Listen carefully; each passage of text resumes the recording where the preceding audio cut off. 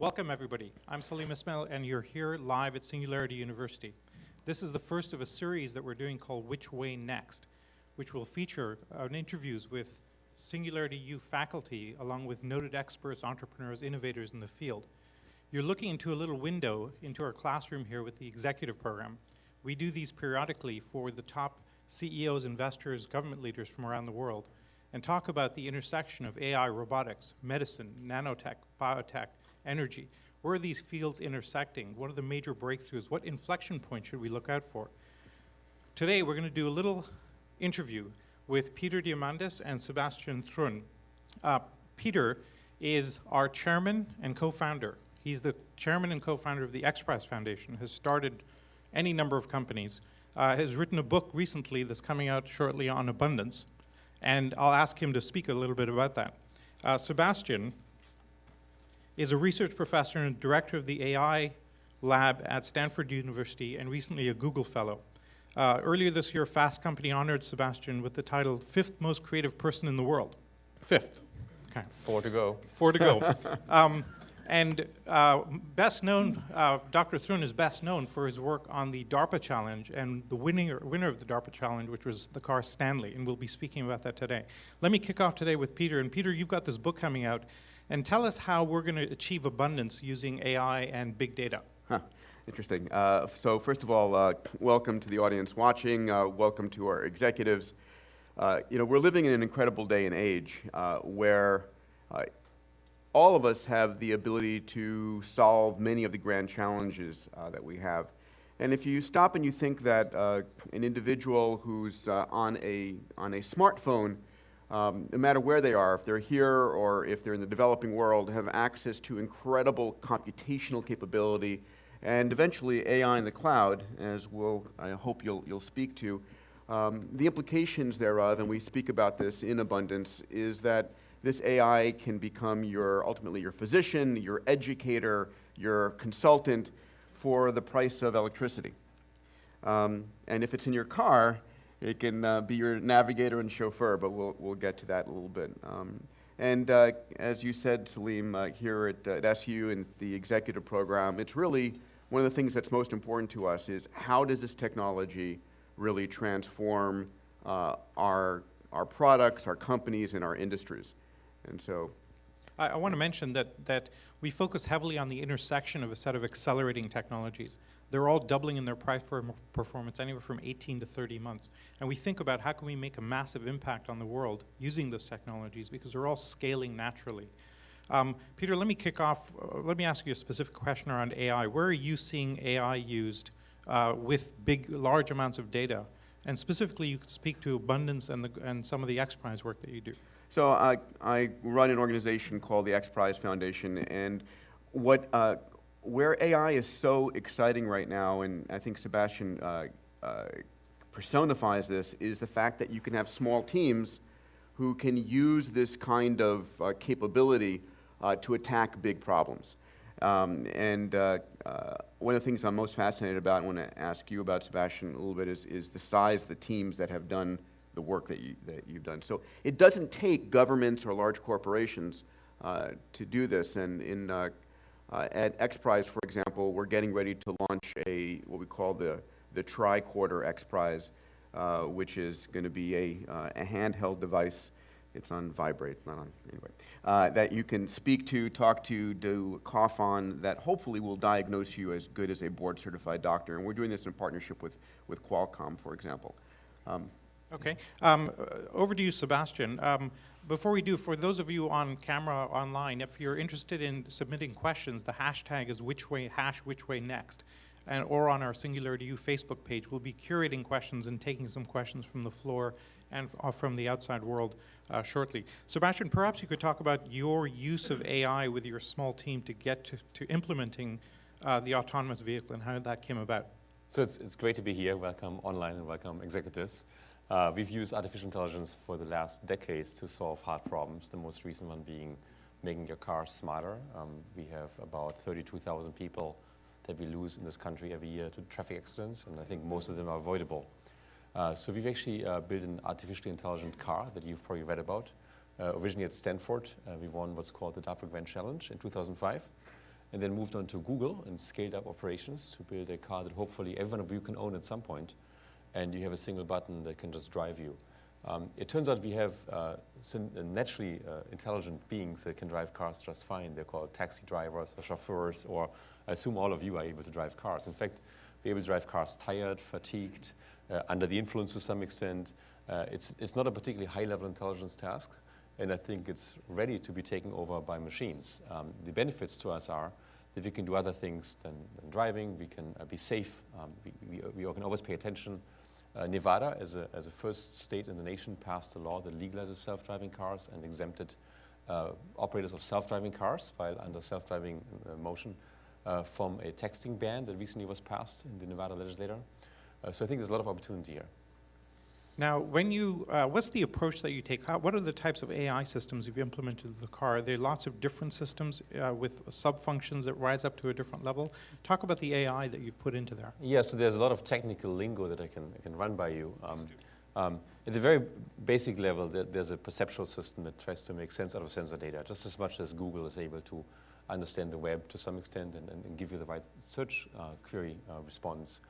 This car has to take massive amounts of image data and range data and other data and identify logical objects like cars, okay, and bicyclists and pedestrians. So that's the first step. We use machine learning to do this.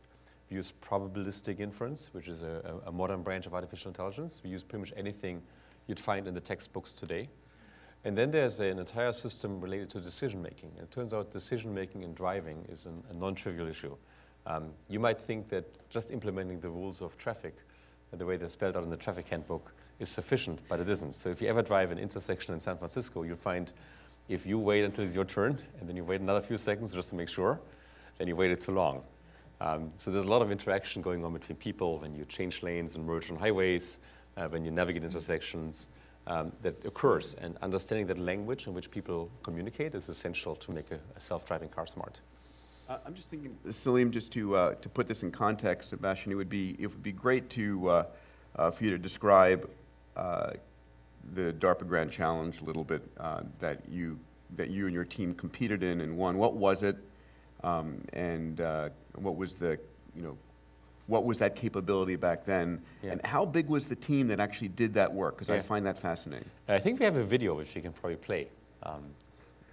On that topic. If we could go to video, and we'll be showing this online and for you here. It's a short video showing a little bit of my own history in that field. In 2003, DARPA, the Defense Advanced Research Project Agency of the US government, launched this competition to build robots that could drive themselves. And in 2003, the state was really abysmal. In 2005, I had a team of mostly about 8 people working on Stanley. And this is an unmanned car, there's no person inside, completely self-driving. It's given GPS waypoints, and it navigates about 130 miles through the Mojave Desert. Some of you have been there, some of you have heard about it. I bet many of you have heard about it, you're all technical people. The car drove by itself an average speed of roughly 20 miles per hour and finished in 2005 the first DARPA Grand Challenge, winning us at Stanford $2 million prize money. This is video footage that you see right now from Google's self-driving car, University Avenue here at Palo Alto. This car actually drove by itself, or a fleet of cars, for more than a year without anybody noticing they were driving so nicely, because we always had people inside the car. Now here's a depiction of the type data that I talked about before. This is a fusion of sensor data, camera data, radar data that's necessary to understand the situation around. And here you see footage driving in San Francisco. This is recorded from a self-driving car. Some of it is sped up, some of it isn't. Here's a highway with a toll booth. These cars have driven pretty much anywhere a human-driven car can drive. This is downtown Monterey, sped up, I should tell you. We've driven mountainous roads. We encountered all kinds of funny situations, like this truck almost pushing us off the road at night with deer crossing the highway. We've driven down Lombard Street. This is, again, sped up, factor of 7, but you can see it's a non-trivial road to drive. And we've driven all kinds of highways and side streets around Lake Tahoe to Los Angeles, completely hands-off. This is work at Stanford on self-parking, so we've also done some extreme maneuvers, but we don't do them in public. So how big was the team at Stanford that built Stanley, and how long did it take you? So Stanley was built in a year, and the core team were 4 people. And the reason why it's 4 is because 4 people fit in the Touareg, and 5 don't fit very comfortably, so we couldn't have 5. But there was a support team around it. And I'd say everybody affiliated with this was maybe an order of like 40, 50 people, but the people really doing the work was maybe an order of 8 people. And how much cash did you spend? We raised about $1 million beforehand, which we didn't all spend. We spent a small fraction of this. So even before winning the prize money, we were cash positive. So but I don't want tell our sponsors. I want to, just to make the point in particular about how a small team did something extraordinary for a fraction of $1 million. And to put it in context, when Stanley made that journey of 130 miles at 20 miles per hour, there had been large defense companies trying to do the same thing for how long, and how much money did they? Yeah, there's a history of the US government sponsoring technology on self-driving cars for the obvious reason that it makes actually transportation in crisis regions and what they call theater safer. Yeah. And my guess is they spent about $500 million on this. $500 million for over how much time? Over about 15 years or so. And over they, different waves of technology. how close did they get? I mean, the best I've seen was a video where a vehicle drove a kilometer, maybe 2. There were some demonstrations of technology across the country, but it was very frequent takeover by people. So, I mean, And most of these interesting demonstrations were actually done with like 1 or 2 grad students, whereas the big defense contractors tended to produce a lot of paper. So, I mean, just for context, you have literally a multi-decade, $500 million effort for self-driving cars, and then you've got a team of literally, half a dozen to a couple of dozen grad students at Stanford doing something extraordinarily better. And that, is just to put the exclamation point on the ability of a team to take risk and to use this kind of exponential technologies in an appropriate way. I mean, we all know that the progress is inversely proportional to the team size in many cases. And I've adopted a hiring rule that is called the desperation rule. Only if people come to me desperately on a weekend and say, we need this person, will I sign that we can hire that person. At Google, the team was the team that did the work driving these 40,000 miles at the time. When John Markov from the New York Times reported about it, the team was about 15 people. 15. So it's a little bit more. You needed more support for the hardware side of it, but it's small. And I believe in well-selected, chosen individuals. We have Chris Urmson that ran the Carnegie Mellon team, an amazing individual. Anthony Lewandowski from the UC Berkeley team, really great person. And we picked up some really all-stars from the Grand Challenges, like Mike Montemelli, whom you might know, who's a really great software engineer. And that team became really, really powerful. Now, where do you see this going? When do you see the car in production? What are the next major hurdles you're trying to overcome? So we've run this mostly more like a science project than a product project so far. And the reason is the biggest hurdle by far is the technology to make it safe and reliable. And I wish I could proclaim today we have a car that can drive itself under all conditions reliably, but we don't. And we're still working on this. The car will be ready when it's ready. And I wish I had a crystal ball and could tell you exactly when it's going to happen. So I have to punt on this. And the reason is we still face significant technological hurdles. For example, the car's never driven in snow before, and that's actually important. In fact, this morning when I went in California to pick up my car, the windshield was frozen. And then we have other situations that we don't handle well so far. The most important one right now being construction zones. And like there's these rare but important moments like the mattress on the highway that is really hard to detect even for people. And we can't afford having a self-driving car overlook a mattress on the highway. So that's basically what we're working on right now. Let's shift the conversation a bit. You're also an expert in using AI in education. You recently put the entire your AI course with Peter Norvig online, available to everybody. Where do you see AI applying in education, and do you see parallels between the work and the progress you've made on the Google car and those same types of contracts applying themselves to the education field?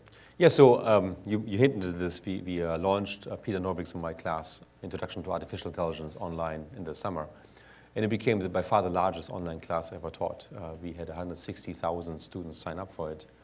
And to the present day, we have about 30,000 students enrolled, homework assignments, the midterm exam, and so on, which means that I'm currently, together with Peter, teaching more AI students than all other professors in the rest of the world combined. It's quite So now you significant need an thing. AI system to actually grade all the papers. We have a system to grade all the papers. It's not very AI-ish yet. and we started with something simple. We started with multiple choice and numerical questions. You're going to go more complex. But as you spin this out, there's absolutely no reason why an AI system couldn't grade an essay that an English major writes. And possibly even better than a human can do this. In terms of human grading, is not particularly good in terms of reliability. In fact, the SAT knows that computer-based grading, even of essays, tends to be at least a good indicator of the performance of a student. Now, If I could, so in the audience here, we have a number of CEOs, hedge fund managers, VCs, people who have just exited their companies and are looking for where to invest next. If you were had some capital and you were going to be investing in AI, where would you be putting your money? Where would you be investing in? so you're asking the audience or me? I'm asking you. Okay. I think there's a whole bunch of areas that could benefit from massive AI. Personalized medicine is one, where I think we have an abundance of data. I guess there's logistic and legal difficulties in pulling this data together, but it's going to happen and it's going to be better. Like, for example, we have no clue today how a specific person reacts to a pair of medications. We know how people react to a single medication, but we don't understand how they react to 2 medications, even though many of us take 10 medications at a time. We don't know what the outcomes are. We give prescriptions based on statistics that don't even feature our personal gene pooling. So tying our genomic data set based to treatment, I think, is a no-brainer. It's going to happen. In fact, we're going to look back 50, 100 years from now and thinking of it as the medieval time of medicine, where we had a one-size-fit-all, as if you give everybody the same size shoes and hope they can walk with those shoes. Leeches was the solution always. Yeah, leeches and drain your blood, what have you. And it's actually, it is amazing how, if you just look forward, how this must change and how this will change is absolutely predictable to me. Then anything related to a whole bunch of things. Home automation. My home is pretty dumb. It doesn't know what I'm doing, what I care about. I have a vacation home that doesn't heat up before I drive up there. A friend of mine just launched a learning thermostat, a Nest, which is a beautiful instrument. It comes and learns when you need heat, and when you don't need heat, it just cools down your house, and you can save significant energy just by this little trick. I think there's tons of opportunity in domestic environments. And then there's huge amounts of other data. My dream is basically to replace myself. I want to build an AI system that We just, like you, though. Yeah, but if you look at my intelligence, it's been going down steadily over the years, and computers are going up exponentially. So there's going to be an inflection point, and hopefully before I die, where I can be replaceable. But there's no reason why we're sitting here and having this conversation. It should be an AI system on my behalf. I should be able to replace software engineers with AI systems. It's actually not that hard to write code. It's hard to write good code, but we should try this and just build software engineers that could write good code. Do you see a time where where education, the best educators are in fact AI systems? I think what's going to happen in the first step is that we're going to just get rid of the idea that educators have to teach 20 people at a time. Like right now, an educator at Stanford or at a high school is a person who does the entire show from beginning to end for an audience of 20. And there's utility in interpersonal interaction. But what we've shown at Stanford is that you can really have an intimate relationship with tens of thousands of students. And in doing so, you can scale up education in a completely different way than it's been done before. And it's going to happen, in my opinion. You can also change. It's just basically like go from, I don't know, a theater play where the performers act for the audience that they can reach by voice to film, right? Which we can make a completely different product where you reach millions of people with your product and therefore have different scale of economy. Then AI will come into this. AI will make the entire experience better, right? So we can respond, it can personalize itself, it can respond to you, it can understand what your needs are, and then tailor the educational content to your personal needs. And it's going to be superior to the way we do teaching today. So continuing this along, today there's a couple of billion people who are connected on the net, and over the next decade, that number will double or triple. Do you see AI sort of helping raise the standards of living around the world in a fashion that would, in terms of education and health, for the people who have little money? Yeah, so, I mean, AI in general is the glue that pulls things together and makes things work as you go to scale. If you go to scale with anything, you have too much data, you have too many sources, too many people, and AI is the method that lets you sort through these things, as is, for example, proven by Google, which there were too many web pages for us to memorize. When I first entered the web, you could actually memorize every single website. There were catalogs of every single web server, and you could go there, and there were 150 of those, and you could check each one of those out. When Fuzzy Malden wrote Lycos, it was because he couldn't memorize all these websites anymore, so he had to write a search engine. And then, of course, later on, AltaVista and Google came in and did a better job. I think that can embrace all aspects of education and of productivity. So in educational space, I think there's a big opportunity because we find in my classes with our 160,000 students, we've reached students that would never be reached before. We have people in Afghanistan, people in Africa. In fact, we have people in 190 countries. Okay, our lectures have been translated in up to 44 languages by volunteers. There's languages you wouldn't even recognize as a language, or I don't. And are these volunteers AIs or? Yeah, these are volunteer humans. Okay. But I mean, in terms of machine translation, AI has basically outpaced humans already. I've been told at Google that people do translation are capable of building a translation engine from one language to another without even speaking the language, just based on AI. And these systems aren't individually not at the best human level performance, but collectively, they speak more languages than any human can speak, and they speak them better than any human can speak, collectively, if you average over all languages. Yep. Let me ask a question for both of you, both Peter from your work, visioneering work at the X Prize, and your work in education and other areas. Where are there domains where AI could be very effective, but it's held back because of social pressures, like doctors adopting it or educators adopting it? Where is there extraordinary promise, but we're held back by the human factor? I mean, the most reason why AI systems aren't used as much as they should be is because of human factors. Like, for example, take the FAA, which does a fantastic job regulating American airspace, or world airspace. But its methods don't really use intelligent plane routing. We took the three-dimensional thing called the sky and cut it down into one-dimensional roads where the planes fly. And they cause all kinds of congestion issues and similar. I'm not critiquing the FAA. I think they're doing a fantastic job keeping it safe. But there's so much more opportunity in this space to put transportation up in the air. If you think of self-piloted autonomous aircraft, there's an ability to build a network of those and have them communicate to each other. And the same is, of course, true for the ground, where we build self-driving cars.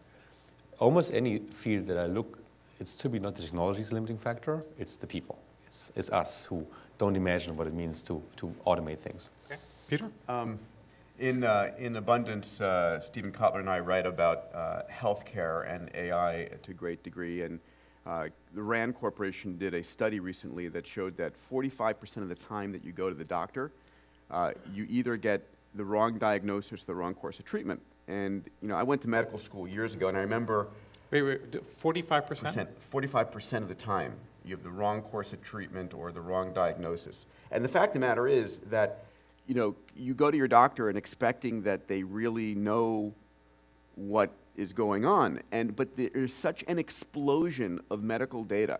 It is completely and totally impossible to keep on top of it. Plus, all of the digital diagnostics that we're now getting in terms of your genome, your CAT scan, your PET scan, with all of these, are literally explosions of data.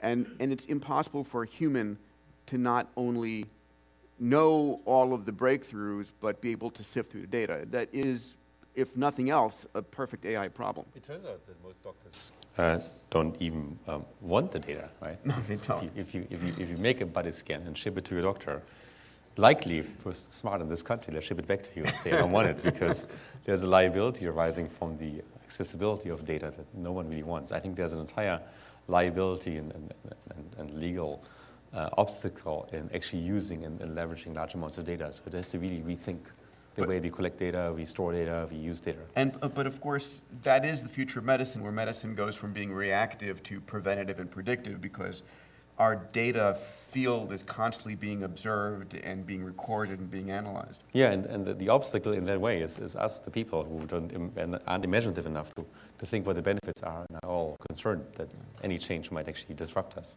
Okay. Well, let's disrupt this conversation a little bit, speaking about the human factor. We're going to take a few questions from the audience. As you ask your question, give your name and the country that you're from, and then we'll get answers. Go ahead. Yeah, my name is Rene from Brazil. And I know that politics and intelligence are practically an oxymoron, actually. And what about the use of artificial intelligence in political decisions? I mean, about transparency. How about using data in political decisions? Yeah, that's what I'm bringing to discussion. Right. Yeah. So I mean, you could be different degrees of cynicism about the political system, but to me, one of the key factors in being successful as a politician is to get reelected. And that has nothing to do with data and good decision making, or very little, in my opinion. And unfortunately, I've seen this very frequently. Where do you start? I think we as a society should pay more attention to data in general. It's nothing to do with artificial intelligence and all about the way we make decisions. I think the US stands out as one of the great countries that actually uses data in decision making. But when it comes to global decision making, I see very little evidence that data is being massively used as a guidance in making good decisions. There is some great movements in opening up more data in government for use by AI, but it's slow, and again, the human factor comes into play. Peter, do you have any comments on that question? I stay away from politics. That's probably the smart answer. Okay, next question, Will. Hey, Will Henschel, Los Angeles, California. A question about the self-driving cars. If you think about another industry that had the potential to really change things, the airship industry, there was a very highly publicized disaster that really stopped that industry proceeding, and it could have changed a lot of things. If there's a single high-profile disaster with a self-driving car where it goes on a freeway in the wrong exit, have you thought about ways of mitigating a huge disaster that the media take up as a sort of a rant against this? So we aspire to make our cars really, really safe. That's our predominant goal, to make them safe. And we will not let anybody use those cars before we're really confident they're absolutely safe. That's our number one goal. So there's absolutely no way I could imagine this technology being leveraged into the marketplace before we are convinced ourselves that this is far exceeding human safety and reliability. That's our current thinking on this. As we get to the point that this technology is right for prime time, there's all kinds of things that can happen, and I think we deal with them when we get there. In fact, I would add that realistically, the flip side will be true as well, where at some point, and I think we're probably almost at that point now, if not having passed it, that self-driving cars are far safer than humans.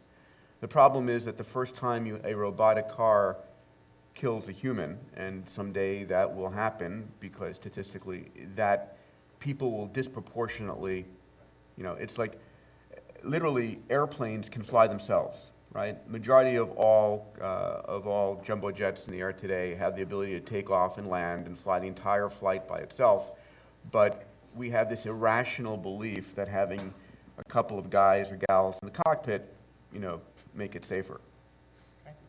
Next question. Hi, my name is Claire. I'm from Taiwan and Canada. So you talked briefly about AI education. I'm wondering if we can start from a clean slate. What are some of the features of education that you think would be the next, the future of education? And what is, for example, in your personal experience, education that contributed to your being one of the most creative people? Yeah, so I went to an education system that wasn't particularly great. It was actually remarkably non-great in Germany. In that, when I entered college, the professor teaching artificial intelligence had written a thesis 20 years prior to this on a topic that since had become irrelevant, but he only taught on this one topic until he finally deceased, and then a new professor was hired teaching on a new topic. And I always wanted to have access to more up-to-date information, so I read a lot of books. I spent a lot of time reading books and illegally copying books, I should say now. It's probably The moratorium is over. yeah, moratorium is over, right? I'm safe. And reading those and almost digesting them daily and day and night. In putting my own class online, I really wish to share that with an entire generation of people that normally don't have access to this. So I think the accessibility of education is a key factor. And while we do have education, particularly secondary education in many places, I think the quality varies greatly from place to place. If you're lucky to get admitted to MIT or Berkeley, then you have a fantastic educational path in front of you. If you're born in rural China and you're equally smart, in all likelihood, you won't have that same path, or in Taiwan or any other places. Okay. Peter? Yeah, Claire, I would add that what AI offers is the ability to literally have one-to-one education for 5 billion people around the planet. Where imagine if you wanted to educate somebody, you knew exactly what their language preference was, what sport or what game, what things they loved, and if they loved hockey, you could teach them algebra and geometry and mathematics, always using hockey examples. And if you knew what their language skill was, you could raise them, so you personalize their education to them exactly as they would best accept it. And that should be possible. Yeah, it's a vision that I think few people have articulated, but if you start thinking about it, it's a complete no-brainer that we should do this. It also makes it possible to scale any educational content you have to more people, which means you can spend more money making that content than you do today. We have a question from Argentina online regarding Google cars. When will we be able to see these cars running on our highways as normal cars? In Argentina?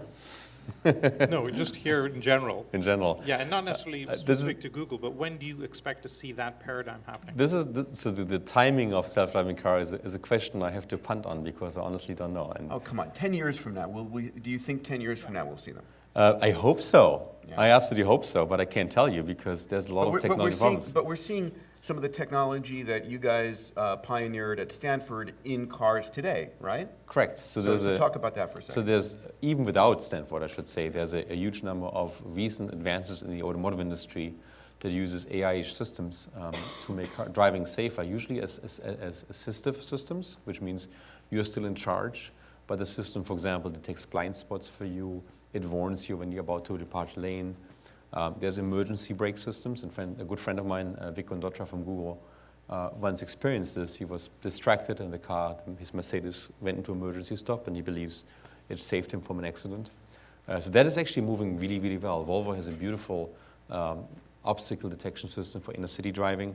I have self-parking on my Prius, but I tried it once and I stopped. Yeah, and that's version 1. Version 1 of self-driving helps you when it's easy to park, and it's really hard to park, then it doesn't work.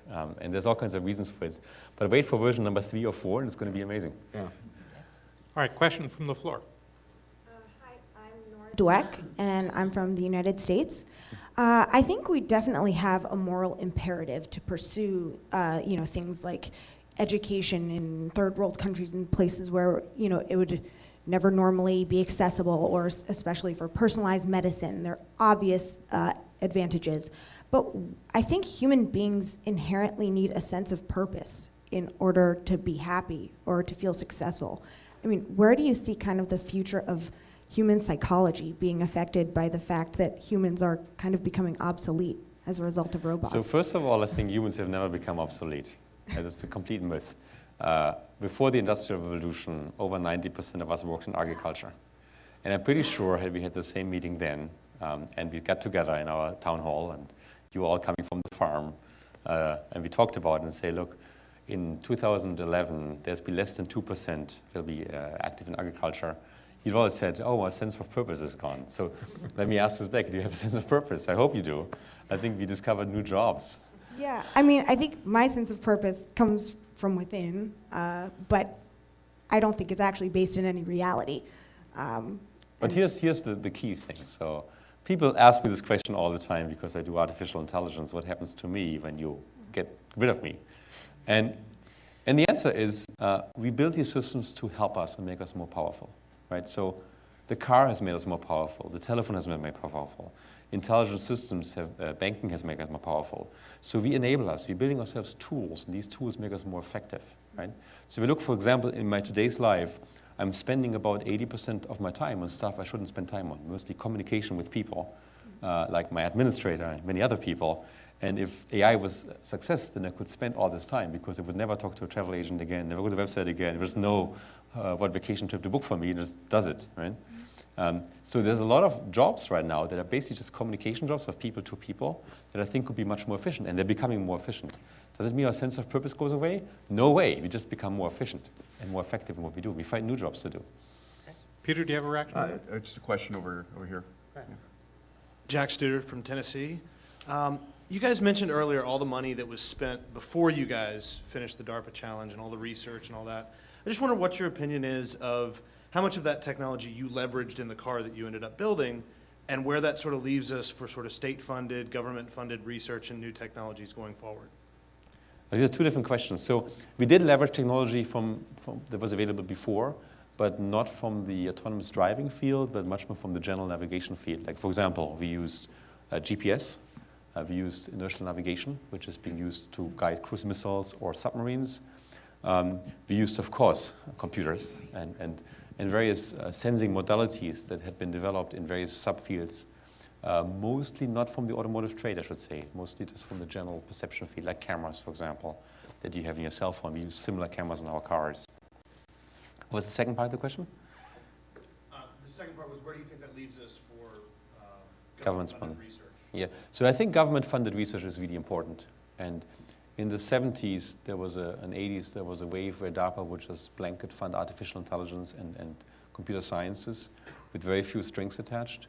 And that's when a lot of the innovation actually happened that carries us to the present day, like when the internet was invented and many other things.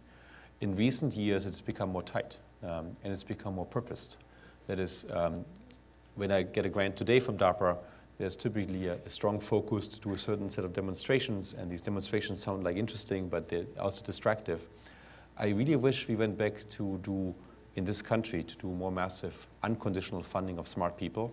Pick your top 100 professors and just give them money, and they will produce more innovation than you can possibly imagine. I think it's really important to do this. There's a really interesting observation made by one of our participants at a former executive program who was a senior government official. And he said, look, you're all looking at exponential technologies. VCs hover around the knee of the curve looking for products and technologies that are about to take off. Remember that the arbitrarily long period of time before it hits the knee of the curve has been traditionally funded by government.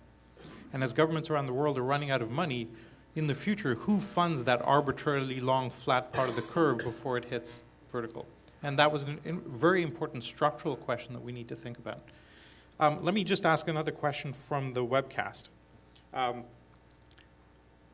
When do you, on the Google car specifically, how often do you encounter situations when human intervention was required, hand signals, et cetera, and how do you manage that? So we do intervene relatively frequently. So just to say, we always have two safety people inside the car, a trained safety driver and a computer operator, and we have procedures for takeover. And we take over right now every couple of hundreds of miles, so way too frequently, mostly because of precaution. It's like something happens where the situation is not at all unsafe, but a person feels like maybe someone cuts in front of you a little bit too close, and we just, as a matter of precaution, we take over. If we don't have any good numbers, what would happen if we let the technology loose? How far we would get before the car did something really stupid, but we are confident we're not there yet. So I wish I had a better answer to this question.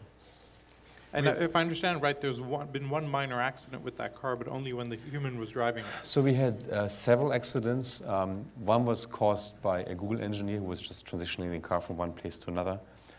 Completely manual driving outside our autonomous driving area. I take my word for it.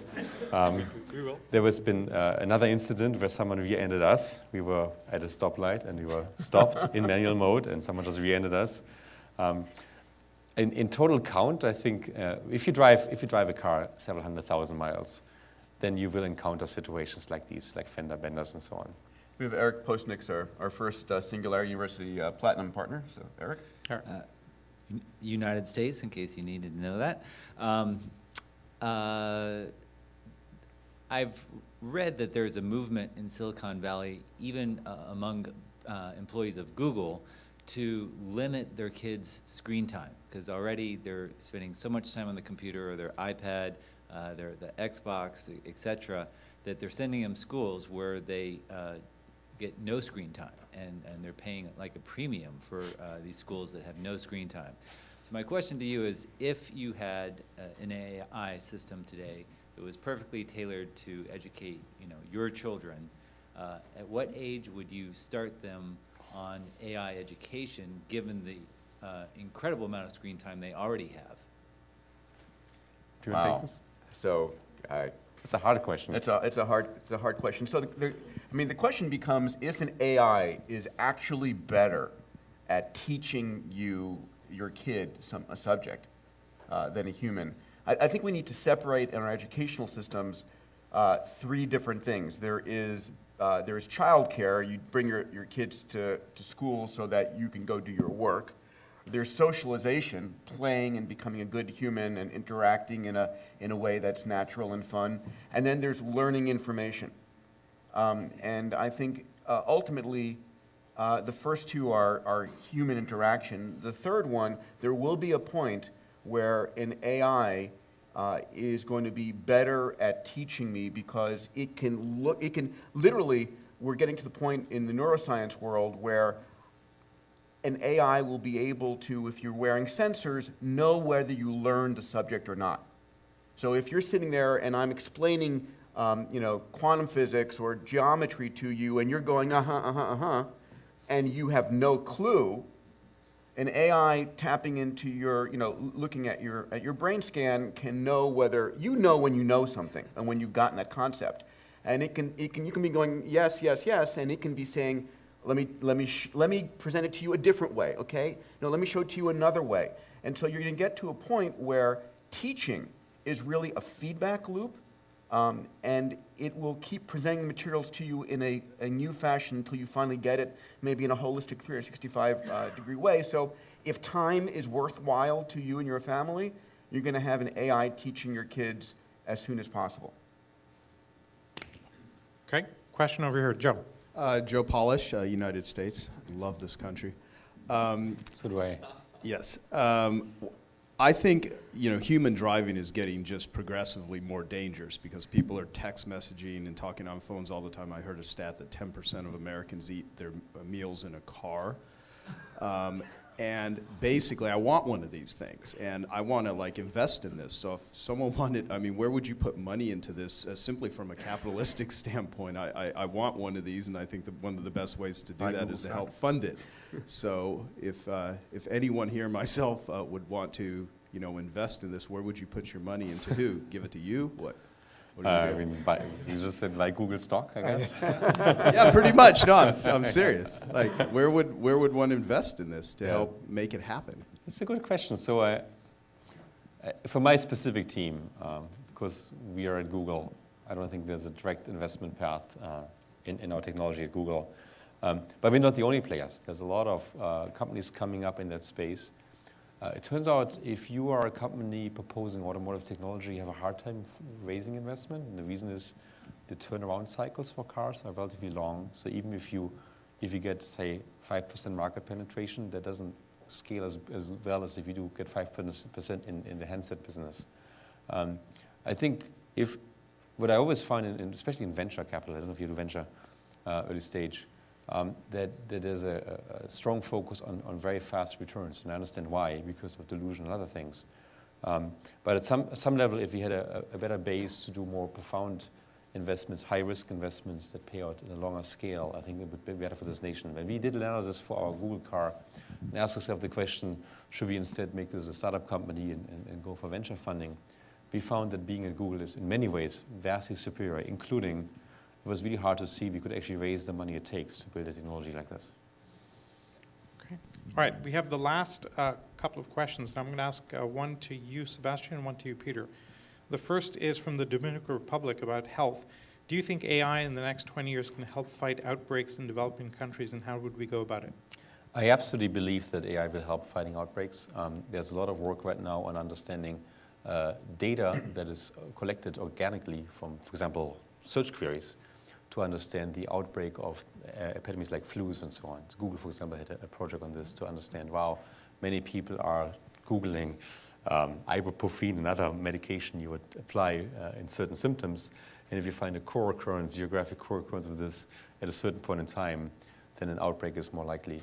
I think as we gather more and more data about people, the way people behave, the people who walk, these cell phones in principle could measure how far you walk, how fast you walk, where you are, and so on. We could pool that data to really understand more global effects that are not individual but are more related to a population. And people are working on this. The US government is working on this. Various other entities are working on this. I really hope we're going to see something significant in the near future. Okay. Peter, any comment on that? Yeah, one of your partners at Google, Astro Teller, is, has done a lot of work on body sensors. And the Qualcomm Tricorder X Prize that we hope will be launching next year, these devices in the hands of ultimately billions of people, or at least millions of people, are the early warning for future pandemics. When they're basically, it becomes their doctor, all that information goes on the net and it's easily analyzed. And I think it's going to be the mechanism by which we identify and predict and prevent pandemics very early on. Great. Final question for a quick answer for both of you. How do you think people's fear of AI can be overcome, and are there organizations working on it? Back to the human factor. So I think what really is going to become interesting is when AI is plugged into the human brain, right? When we start to really learn how to interface the net with your cortex. And when you see someone either initially on eyeglasses and eventually little in your mind, and you start to see, you have facial recognition in your mind, you know everything about them, you think a question and it's answered. I mean, that day I believe will come, then it starts to become very interesting. If you think we're concerned about self-driving cars now, wait till AI starts entering our human psyche in a very intimate fashion. You're just building up the fear. Was that fearful? That was exciting for me. Yeah, but it's also fearful. Sebastian, any comments? Yes, I think the people who are most fearful are the least informed people about AI. And events like these contribute greatly, I think, to diffuse the fear about AI. When people fear AI, they fear things like Terminator that comes and kills you, which is what the movie industry makes us believe AI is. And when people understand AI is something like Google and Yahoo and Facebook, then people are not that fearful anymore, in my opinion. So we are understanding these are tools we build for ourselves to become more effective. I can't see why people would fear any of this. I would add that, in fact, to use Nora's terminology, that AI is a moral imperative. Yeah. Because AI is what's going to lead us towards a world of abundant healthcare and abundant education, and literally provide those folks who have the least amount of capital on the planet access to the things that we take for granted and allow us to live safer, healthier lives. I mean, that sounds great. Yeah. And something we've been talking about a lot is here at SU is the use of AI to augment, and we've used technology and AI specifically to extend what the human experience is and augment ourselves. With that, I think it would be hard to augment the brain power that we've had on stage here today. A warm thank you to Dr. Sebastian Thrun, Dr. Peter Diamandis. Thank you. And, thank you. And I do want to thank our listeners online from literally dozens of countries. And if you would like to become part of the SU Executive Program, you can learn more about it at singularityU.org. We do this about 5 or 6 times a year for a small, intimate group of 50 CEOs, venture fund CTOs, and leaders. And it's an extraordinary experience. And Sebastian, a personal thank you for your continued support. Oh yeah, it's a So with pleasure that, and an honor to be here. with that, this has been Which Way Next, live from Singularity University.